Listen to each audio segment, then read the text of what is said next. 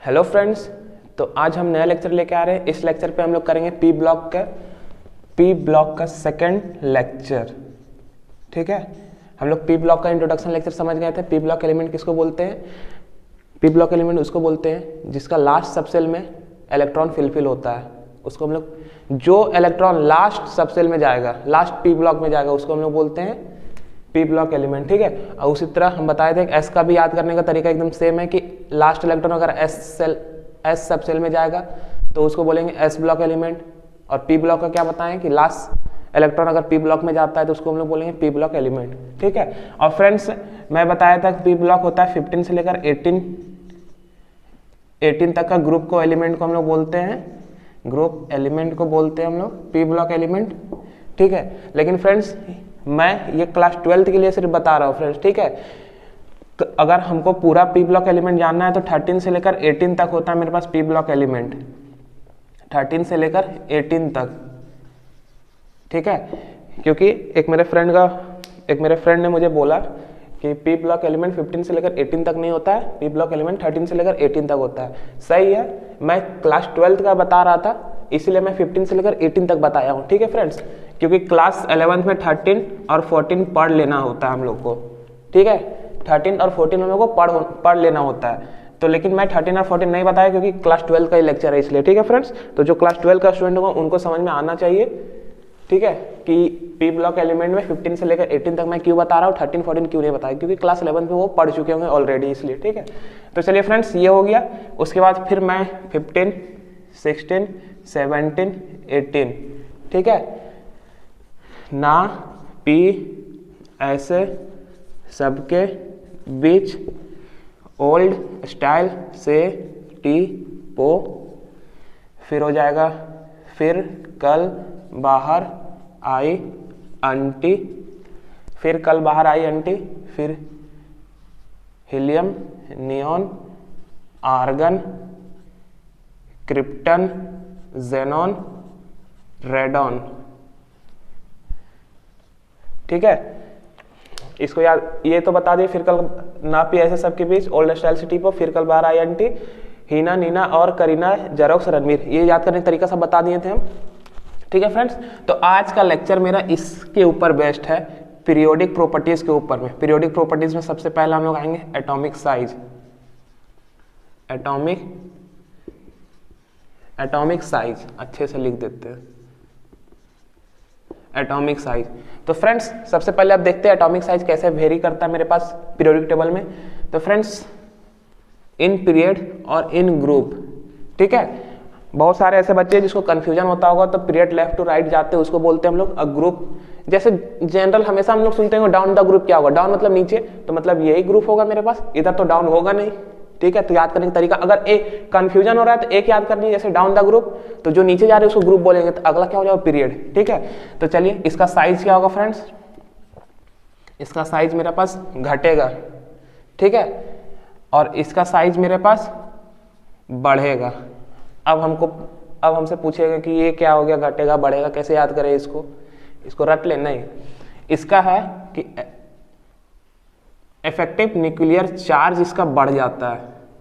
क्या बोले, effective nuclear charge इसका बढ़ता है इसलिए उसका साइज घटता है। ठीक है फ्रेंड्स, और इसका जो सेल है, सेल इसका मेरा बढ़ता है इसीलिए इसका साइज बढ़ता है। सेल मतलब जैसे एक सेल हो गया, दूसरा, तीसरा, ये सेल। ठीक है, तो ये सेल मेरा बढ़ता है डाउन द ग्रुप जाने पे, तो क्या होगा मेरे पास साइज बढ़ता है।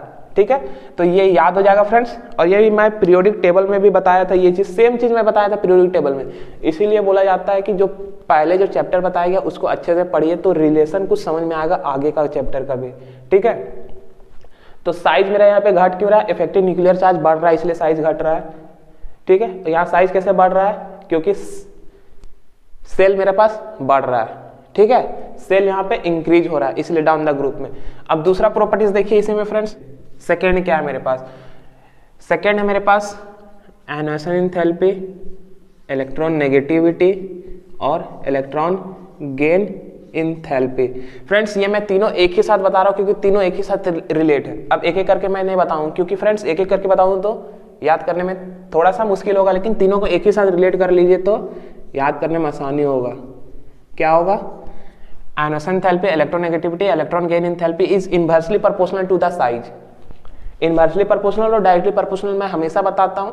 इनवर्सली मतलब कि अगर एक मेरा बढ़ रहा है, जैसे ये बढ़ रहा है तो ये घटेगा, अगर ये घट रहा है तो ये मेरा बढ़ेगा, मतलब अपोजिट होगा।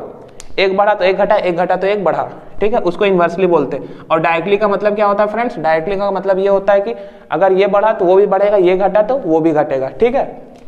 जैसे हम लोग समझते हैं कि आयोनाइजेशन एंथैल्पी, हाँ फ्रेंड्स एटॉमिक साइज में एक चीज और बताने के लिए भूल गया कि एटॉमिक साइज फ्रेंड्स 15 से लेकर 70 तक ही मेरा इंक्रीज करता है लेफ्ट टू राइट में, इसमें वो प्रॉपर्टीज लागू नहीं होता है ग्रुप नंबर 18 में, ठीक है, ग्रुप नंबर 18 में वो लागू नहीं होता है मेरा, ठीक है फ्रेंड्स। क्या बोले हम, एटॉमिक साइज जो है लेफ्ट टू राइट जाने पे बढ़ता है, लेकिन 17 तक ही 18 में लागू नहीं होता है, ठीक है, वो भी जान ले, ठीक है, कुछ कुछ एक्सेप्शंस है वो भी जान ले। जैसे इसमें और इसमें एक्सेप्शन है फ्रेंड्स, इसमें नो एक्सेप्शन,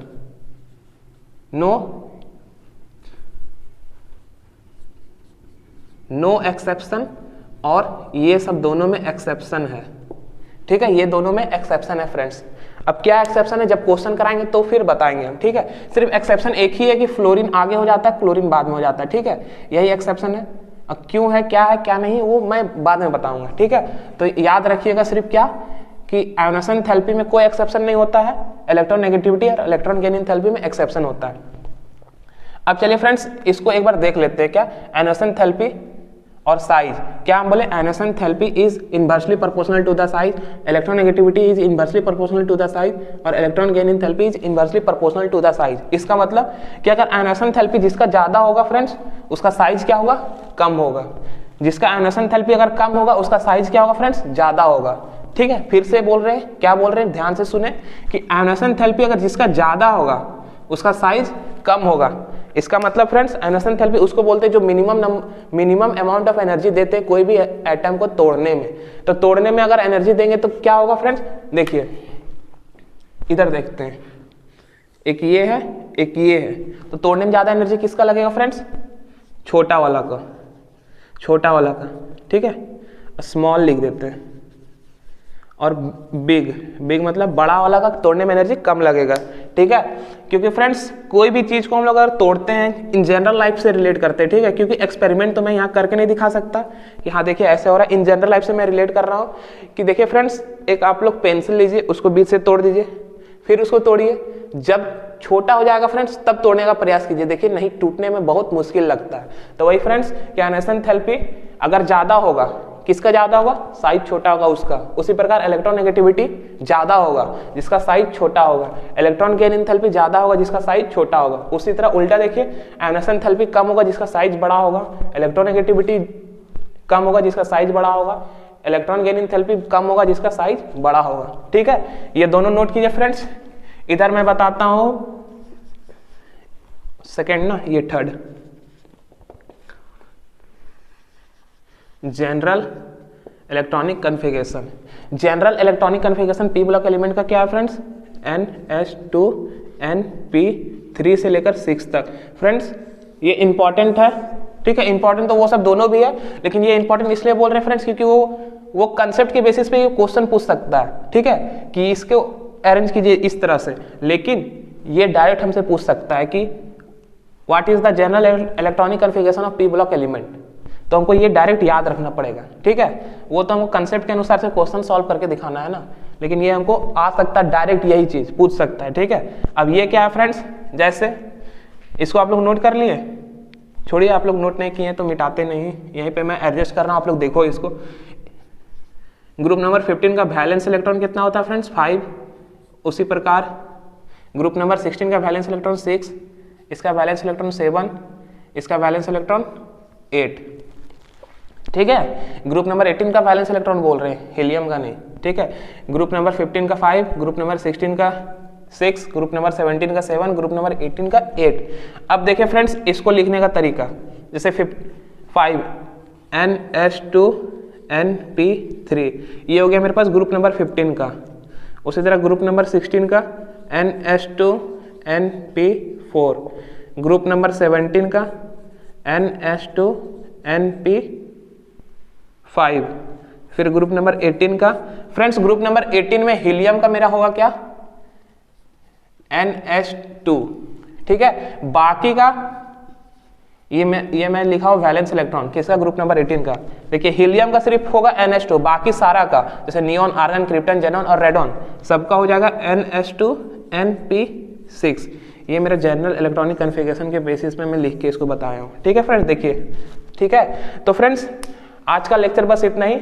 मैं पिछला वीडियो में बताया था, आज मैं सिर्फ पीरियोडिक प्रॉपर्टीज के बेसिस पे मैं बताऊंगा। तो मेरा पीरियोडिक प्रॉपर्टीज खत्म हो गया फ्रेंड्स, ठीक है। Atomic size, energy enthalpy, electronegativity. Friends थोड़ा सा मेरा स्पेस का इशू हो गया था, मैं बताता हूँ कि मैं फ़ोन से ही करता हूँ, तो थोड़ा स्पेस का इशू हो गया था। मैं पूरा वीडियो कंप्लीट कर लिया था, लेकिन मैं बाद में देख रहा हूँ कि वीडियो कंप्लीट नहीं हुआ, ठीक है फ्रेंड्स। कुछ यहाँ तक ही आया था, तो मैं बता देता हूँ कि ये सब समझ में आ गया मैं क्या बता रहा था। जनरल इलेक्ट्रॉनिक कॉन्फ़िगरेशन के बेसिस पे इसको मैं बताया हूँ, ठीक है फ्रेंड्स।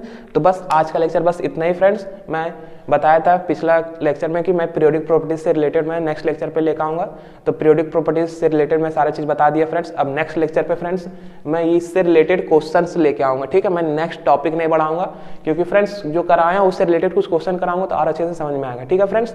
तो आज का लेक्चर बस इतना ही फ्रेंड्स। Thank you friends.